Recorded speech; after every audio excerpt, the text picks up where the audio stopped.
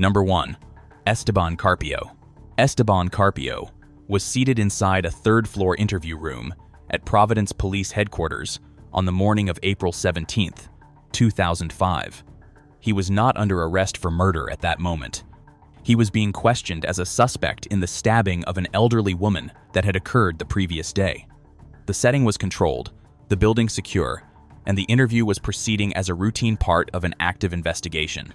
Carpio had been brought in after investigators identified him as a suspect in the fatal stabbing of Madeline Gatta, an elderly Providence resident in her 80s. On April 16, 2005, Gatta had been attacked while walking near her home. Prosecutors later established that she was stabbed during an attempted theft of her handbag. She died from her injuries, and the case moved quickly. Within a day, detectives had located Carpio and brought him to headquarters for questioning. Inside the interview room, Detective Sergeant James L. Allen, a veteran Providence police officer with decades of experience, was participating in the interview. At some point, another detective stepped out briefly, leaving Allen alone with Carpio. What followed happened rapidly and without warning. Carpio physically attacked Detective Allen. During the struggle, he gained control of Allen's service weapon. Investigators and court records consistently established that Carpio fired 2 shots at close range. Detective Sergeant Allen was killed inside the interview room, within the walls of police headquarters. The location of the killing stunned law enforcement across Rhode Island. Murders of police officers are rare. Murders of officers inside a secure police facility during an interrogation are almost unheard of. The incident immediately triggered emergency responses throughout the building. After the shooting, Carpio fled the interview room. He ran to a window on the 3rd floor, smashed through the glass, and jumped from the building. Despite the fall, he continued to flee on foot. He was captured a short time later by responding officers. Within less than 24 hours, Carpio had been linked to 2 separate homicides: the stabbing death of Madeline Gatta and the shooting death of Detective Sergeant James Allen. Carpio was taken into custody and formally charged. The case moved forward on multiple counts, including first-degree murder for the killing of Detective Allen. Prosecutors presented evidence detailing the sequence of events, the physical struggle, the seizure of the firearm, and the fatal shots fired inside headquarters. The earlier stabbing of Gatta was also introduced, establishing the reason Carpio had been brought in for questioning. The defense raised an insanity claim, arguing that Carpio suffered from severe mental illness at the time of the crimes. Expert testimony was presented, but prosecutors countered with evidence of Carpio's actions before, during, and after the killings, including his attempt to escape. The jury ultimately rejected the insanity defense. Carpio was convicted of first-degree murder for the death of Detective Sergeant James Allen, along with additional convictions related to the killing of Madeline Gatta. The sentencing reflected the gravity of the crimes. Carpio received life in prison without the possibility of parole, along with consecutive sentences tied to the related offenses. The conviction was later reviewed by the Rhode Island Supreme Court. In 2012, the court affirmed both the verdict and the sentence, finding no reversible error in the trial proceedings. The case left a permanent mark on the Providence Police Department. Policies regarding suspect interviews, officer positioning, and security procedures were re-examined in the aftermath. For Detective Sergeant James Allen, the cost was his life while performing routine investigative work. For Madeline Gatta, it was a fatal encounter during an ordinary walk near her home. Esteban Carpio remains incarcerated, serving life without parole. His case stands as one of the rare instances in which violence erupted inside a police headquarters, turning an interview room into a crime scene and altering law enforcement practices in its wake. Number 2. Hollis Daniels III. Hollis Daniels III was already under arrest when he entered the Texas Tech University Police Department in Lubbock, Texas. It was early evening on October 9, 2017. He was not being questioned about a violent crime. He had been brought in following a welfare check at his campus dormitory after police received reports of erratic behavior and possible weapon possession earlier that day. When officers made contact, they discovered drug paraphernalia. Daniels was taken into custody and transported to the campus police station for booking. Inside the building, the environment was controlled and administrative. Officers were completing routine paperwork. There was no active disturbance and no indication that Daniels posed an immediate threat. He was seated near a desk while processing continued. At that moment, he was not handcuffed. Officer Floyd East Jr. was assigned to handle the booking. East was 46 years old, a veteran officer with the Texas Tech Police Department, and a husband. He was seated at his desk, focused on documentation related to Daniels' intake. Surveillance footage and investigative findings later confirmed that East's attention was directed toward paperwork when the shooting occurred. What officers did not know was that Daniels had managed to retain a firearm. Investigators later confirmed that Daniels had concealed a stolen .45 caliber pistol on his person. How the weapon was not detected during earlier contact with law enforcement became a critical question during the investigation. While Officer East was seated at the desk, Daniels stood behind him. Without warning, Daniels produced the handgun and fired a single round.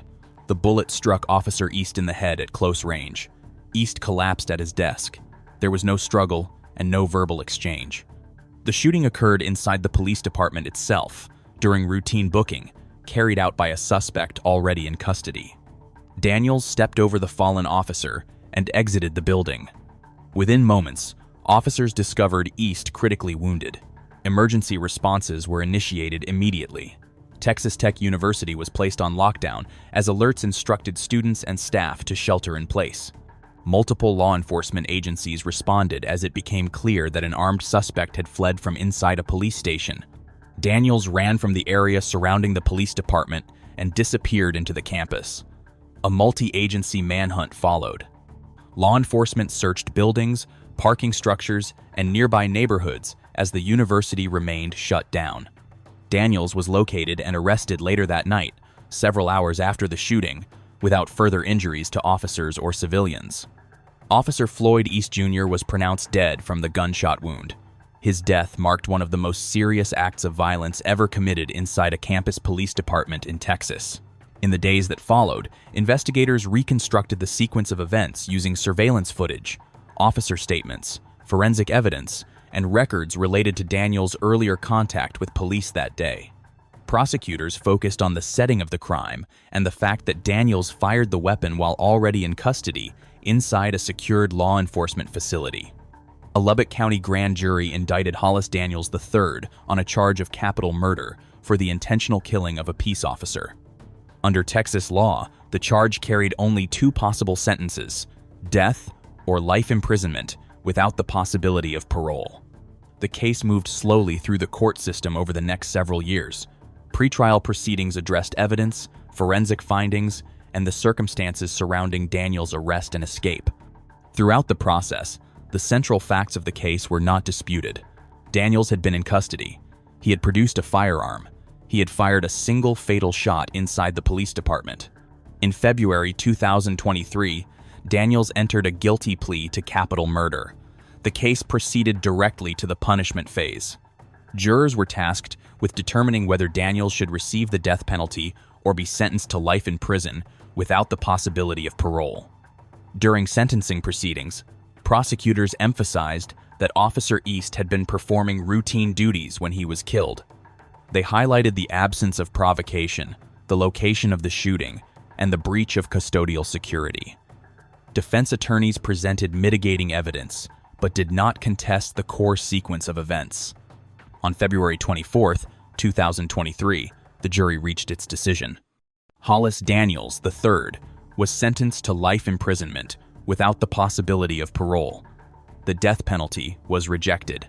Daniels was transferred into the custody of the Texas Department of Criminal Justice, where he will remain incarcerated for the rest of his life. He will never be eligible for release. Officer Floyd East Jr. did not survive his shift that evening. The man who killed him will die in prison. Number 3. Gary Rowland. Gary Rowland was already in custody when the situation turned fatal. It was May 16, 2022, and he was being questioned by law enforcement outside a sheriff's office in western Kentucky. Rowland had been arrested earlier that day on outstanding warrants tied to drug and firearm offenses and parole violations. By the time the interview began, officers believed he was unarmed and under control. Well, he was not. Rowland was seated with investigators connected to a U.S. Drug Enforcement Administration task force. Among them was Chief Deputy Jody Cash of the Callaway County Sheriff's Office, a veteran law enforcement officer with more than 2 decades of experience. The questioning was focused on Rowland's criminal activity and outstanding warrants. There was no indication, at that point, that the interview carried any unusual risk beyond a standard custodial interaction. At some point during the interview, Rowland asked for a cigarette. Officers agreed to the request and escorted him outside the building. The area was immediately adjacent to the sheriff's office. Rowland was still under supervision. The setting remained controlled, and no resistance had been reported up to that moment.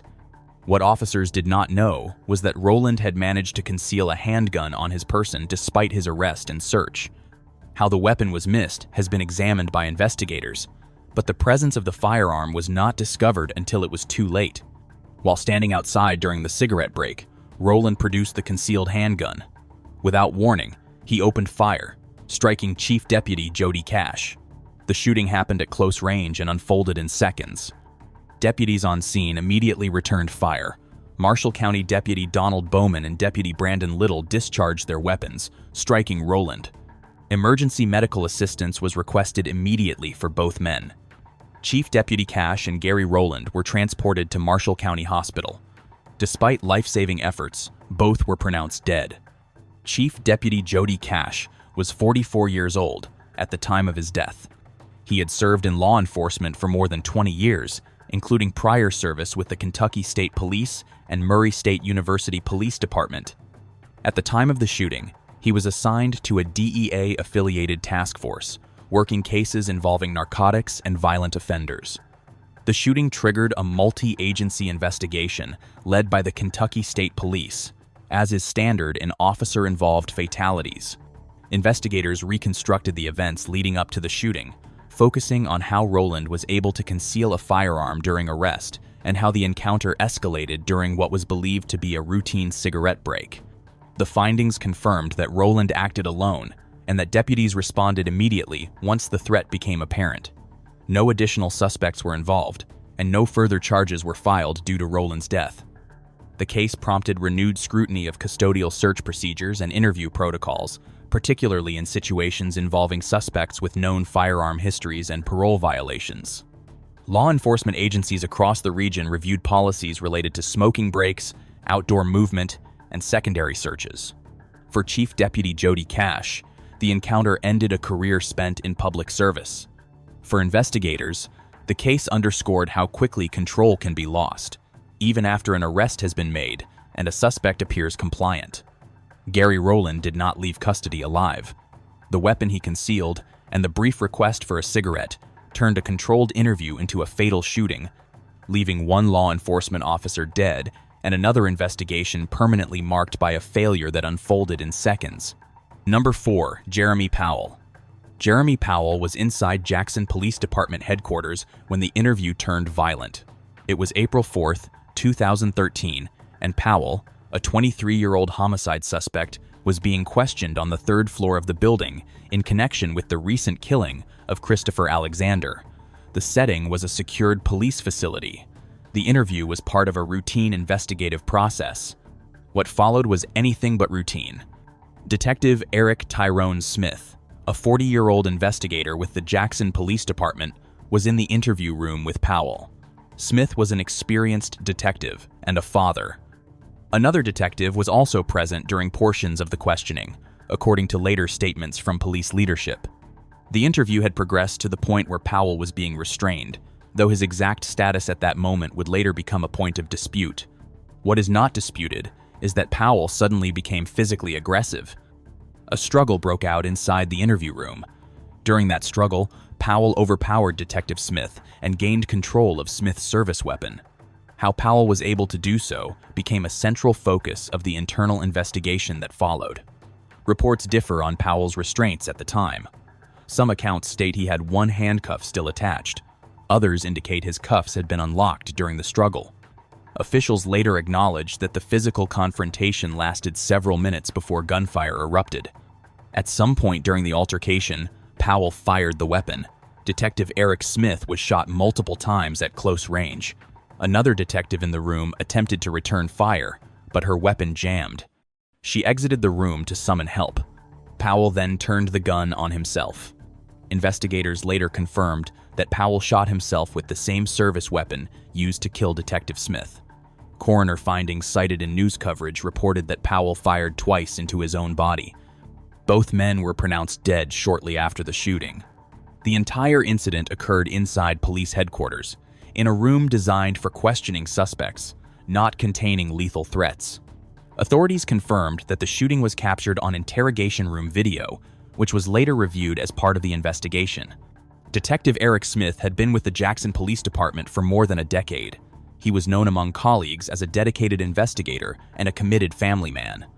His death inside headquarters sent shockwaves through the department and raised immediate concerns about interview room safety, restraint procedures, and officer positioning during custodial questioning. Jeremy Powell never stood trial for the homicide of Christopher Alexander. His death ended the criminal case against him and shifted the focus entirely to how a suspect was able to seize a firearm inside a secured law enforcement facility. In the aftermath, Jackson police officials reviewed interrogation protocols and acknowledged procedural failures. The department examined how suspects are restrained during interviews, when restraints may be removed, and how officers maintain control in confined spaces. The incident became one of the most serious in-custody security breaches in the department's history. The killing of Detective Eric Smith was not the result of a traffic stop or a foot chase. It happened during questioning, inside a police building, during what was supposed to be a controlled interaction. In a matter of minutes, an interview room became a crime scene, leaving one detective dead, one suspect dead, and a department forced to confront how quickly control can be lost, even behind locked doors. Number 5. Brian Nichols.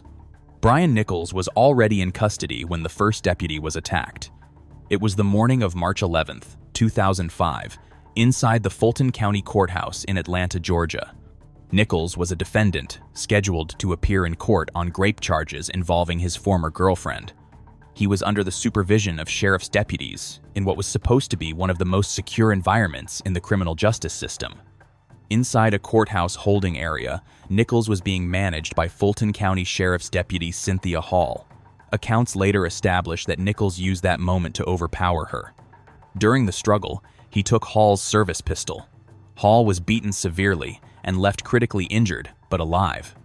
The loss of her weapon marked the beginning of one of the deadliest courthouse failures in modern U.S. history. Armed with the deputy's gun, Nichols moved through the courthouse. He encountered Judge Roland Barnes inside his chambers and shot him.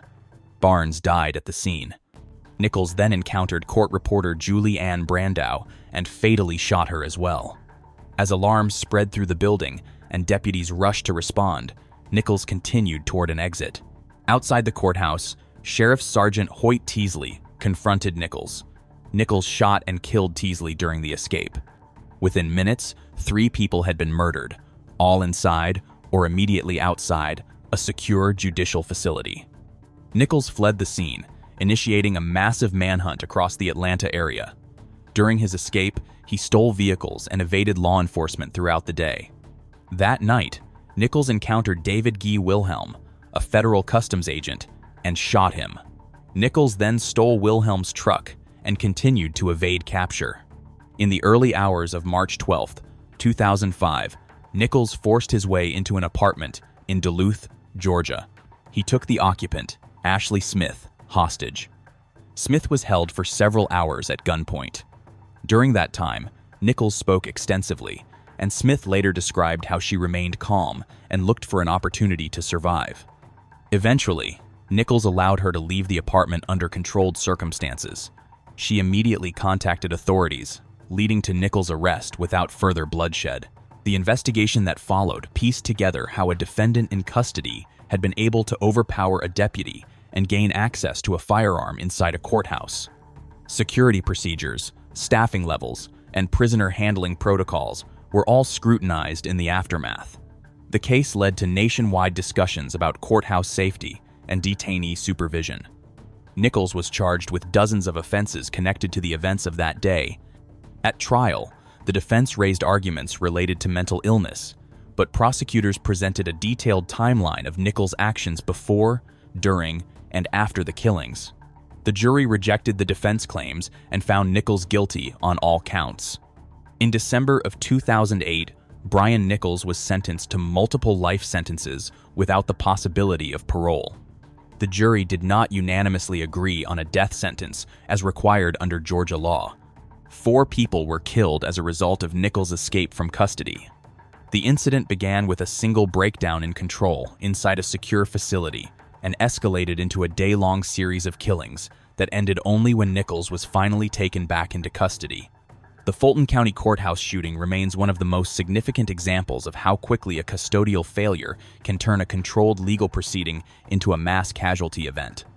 These cases all began the same way, with suspects already under police control. In each instance, custody was assumed to mean safety. It did not. Through a combination of procedural gaps, human error, and unpredictable violence, ordinary law enforcement settings became crime scenes. Interview rooms, courthouse hallways, and supervised moments turned lethal in seconds. What these cases show is not just brutality, but vulnerability. Even inside secure facilities, control can fail. And when it does, the consequences are immediate and irreversible for the officers involved, their families, and the institutions left to examine what went wrong. If you found this investigation valuable, consider subscribing for more fact-driven true crime documentaries.